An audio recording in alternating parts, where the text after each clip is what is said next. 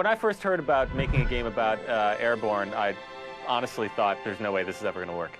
And then we started to really look into the idea of what it meant to jump out of an airplane, and kind of through a lot of prototyping, a lot of working in the editor, various editors, we kind of came upon the solution that, hey, you know what? Starting anywhere in an FPS is something that has never been done before. So I think this is something that everybody who's been designing mode games and playing mode games for the last couple of years is, I think, in a natural progression, has gotten to the point where the game has gotten so refined and so almost like a theme park ride where everyone had the same experience. It no longer became a game. The most important thing for me is as a player, is reading the encounter from above. You know, it's very overwhelming when you get pushed out of the plane or when you jump out of the plane and you look down and you see this entire level beneath you and you say, where do I go? As we started prototyping different forms of drop zones, we started with little pocket encounters that were scattered around a map.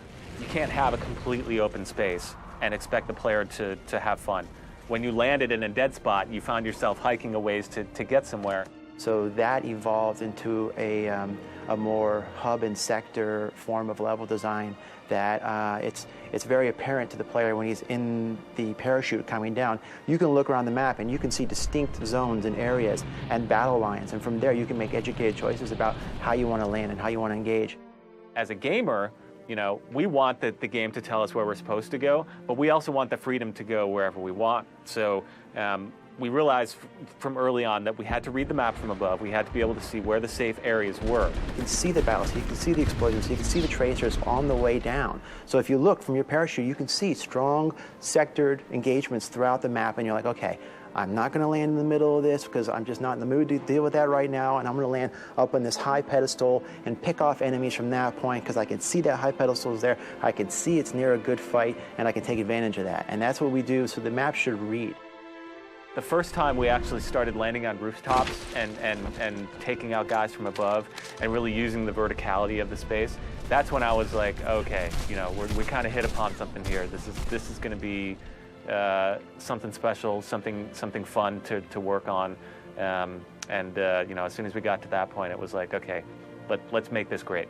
You know, I think we talked originally like, well, we'll put little wind zone volumes or whatever all over all the roofs, and we can't let the player land on everything. And we realized, you know what, it's open. The player's going to land on everything, and we just need to constrain him in the entire battle zone.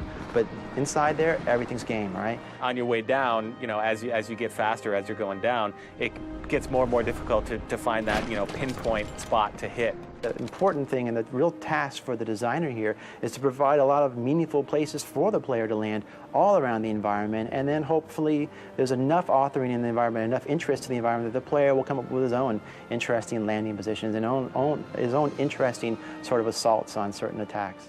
The drop allows the player to do a lot of things that in replay is just going to be a lot of fun.